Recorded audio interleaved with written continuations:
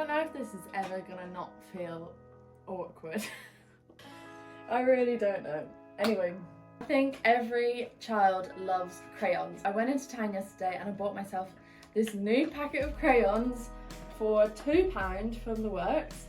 Honestly, best £2 I've spent in a long time. I had so much fun yesterday coming up with these 4 different activities that you can do with your inner child to bring about healing, catharsis, and to just connect with that most vulnerable part of yourself, that little light inside of you, and to have fun and to play and to just create. So let's get into it. As always, I advise you guys to work with your non-dominant hand during these exercises, because working with our non-dominant hand switches us out of our left logical thinking brain and into the right hemisphere of our brain, which is all connected to our intuition, our creativity, our self-expression, and our inner child. So if you can, sometimes it feels really weird and it's actually quite hard using your non-dominant hand to make art, but I promise you it will be really rewarding and it will really help you connect to your inner child with a lot more ease. Also, you won't judge yourself as hard because you're using your non-dominant hand. We're not making masterpieces here, okay? It's all about the process, and it's really all about just giving yourself that time to play and create with your inner child. So also, I decorated my new inner child sketchbook yesterday. Look how cute it is. I had so much fun. The cover was really plain, so I had to bring some colour into it. I'm going to walk you through each exercise and show you what materials we're using, and we're going to have fun. So let's go. So today we're working with crayons. Any crayons would do. These are jumbo crayons, and I actually find these really good because they're a lot thicker than normal crayons. Also watercolours. You don't need fancy watercolours. You can buy a little set of watercolours for like £2, and also a little jar of water and some paintbrushes.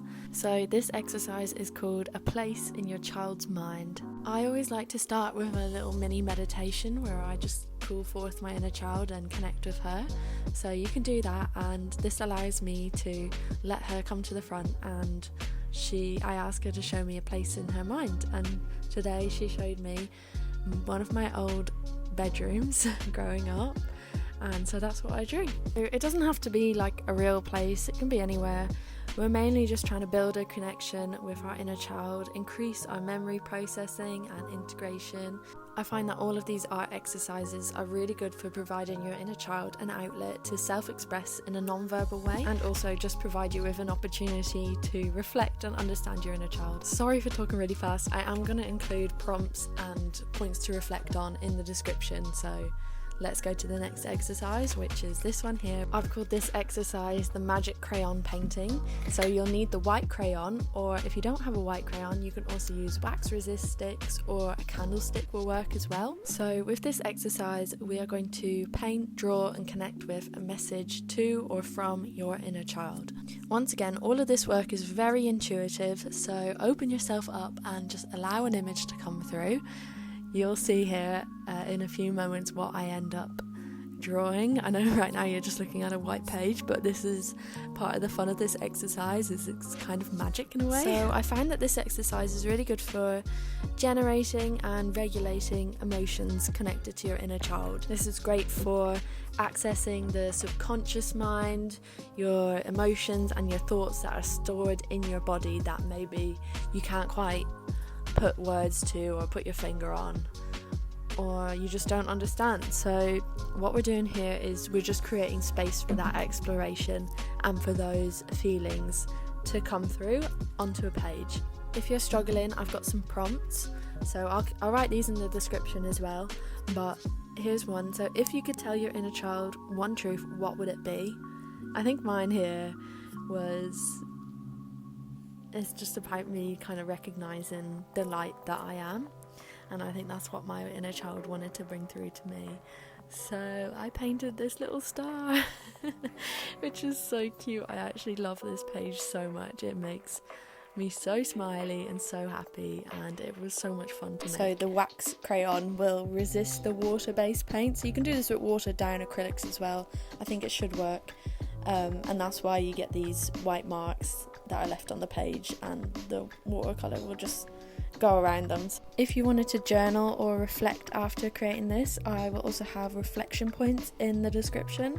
One of my subs, Heather, if you're watching, love you, she says that she likes to journal after doing these inner child exercises, and I just think that's such a good idea. It's such a good way to kind of stack the healing benefit from this art activities, because like I've said before, sometimes these art healing exercises can bring up stuff, and it's good to write it down. So this next exercise is called Crayon Nature Prints. So the aim of this exercise is to ground with your inner child and find focus in the present moment. So you'll need to go out on a walk or out into your garden and collect some different leaves, different textures from nature that you can work with and put in a sketchbook. Or you could also bring out your inner child on a walk, like bring out your sketchbook, bring out your crayons, and let your inner child lead you on this nature walk, foraging for leaves, different textures that excite you and your inner child, and just get really grounded. And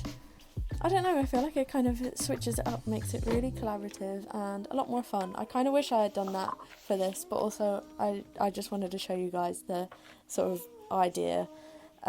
It's really simple, like you can see on the screen now. You're just taking crayons and taking different textures. Some leaves will work better than others, which I found.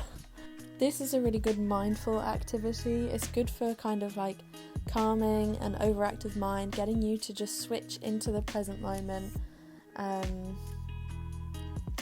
You know, bring the mind, body and soul all into presence, because it's really sensory and it's quite calming and meditative in a way as well, because you're just like watching these prints appear on your page. I also find that different colours will work better than others, so darker colours are better for showing up the prints, I think, at least with my crayons anyway. I don't know, yours might be different, but yeah, I really enjoyed doing this, so I did 2 pages. So yeah, just play around, see what works, see what doesn't, and just have fun. And remember, it's not about the finished product, it's all about the process. This last exercises, we're going to be making butterfly wing patterns with crayons. So for this one, ask yourself, if you were a butterfly, what would your wings look like? So I chose to draw my own shaped wings. You can also just go online and probably find some blank templates or something like that on Google and print it out. If you just wanted to do colouring, that's perfectly fine. But I wanted to make my own funky shaped wings, so here they are. And I was actually drawing this with my right hand, which is my dominant hand, and then I realised, wait, I'm meant to be doing this with my non-dominant hand. So I switched hand eventually when I realised, oh, here we go, yeah. And yeah, so I just started off with making some funky shapes and doing a little pattern, a little design.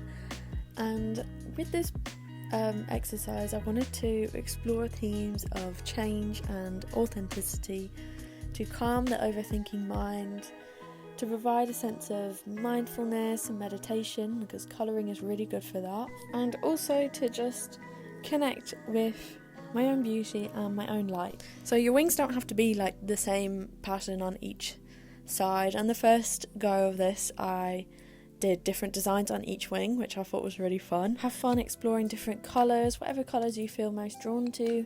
You don't have to use loads of different colours, you could work with just one colour if you wanted to. It's really all up to you, and just go with whatever feels right and whatever feels most fun and exciting to you. So whilst you're creating this piece, or after, if you wanted to reflect on some journal prompts, you could think, how can you show your inner child more appreciation and recognition for the beauty and the light that they are? When do you feel most beautiful in yourself? What colours did you feel most drawn to, and why do you think that is? I think colour psychology is really interesting, and I love looking at the colours that I use in my work, so pay attention to it because you might find some insight there. That is the end of the video. I really hope you enjoyed these exercises. I hope you and your inner child have fun, and thank you so much for watching. Let me know how you get on in the comments. Okay, bye!